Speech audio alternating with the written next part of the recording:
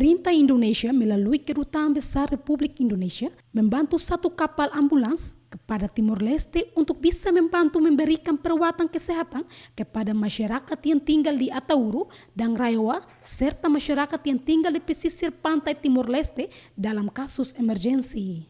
Penyerahan kapal ambulans dilakukan pemerintah Indonesia diwakili kuasa usaha AD interim Kedutaan Besar Republik Indonesia KBRI Dili Alamsyah kepada Menteri Kesehatan ODT Maria Freitas Belo di Pelabuhan Dili Kamis ini.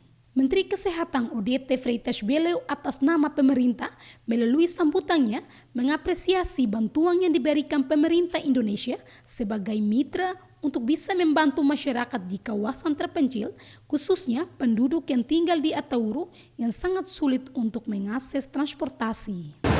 The people who live in the island of Atauru face major challenges during the rainy season when it comes to evacuating patients who usually need specialized care from Guido Valadares National Hospital. Likewise, those who live in Rayowa also face difficulties in accessing specialized healthcare service in Dili. Sementara itu, perwakilan Duta Besar Indonesia di Timor Leste mengatakan bantuan yang diberikan kepada Timor Leste untuk bisa menjawab sebagian kekhawatiran masyarakat untuk bisa mendapatkan perawatan ketika menghadapi kasus emergensi. Ambulans boat tersebut disampaikan oleh pemerintah Indonesia dengan nilai kurang lebih 202.000 US dollar untuk dimanfaatkan oleh pemerintah Timor Leste. Dalam hal ini adalah melalui Kementerian Kesehatan Timor Leste.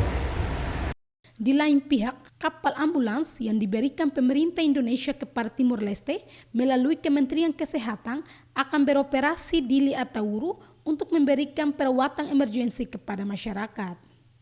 Kapal ambulans dilengkapi peralatan kesehatan seperti kamar pasien dan peralatan emergensi lainnya. Acara penyerahan kapal ambulans dihadiri beberapa diplomatik, perwakilan organisasi internasional yang ada di Timor Leste, termasuk perwakilan Duta Besar Indonesia di Timor Leste.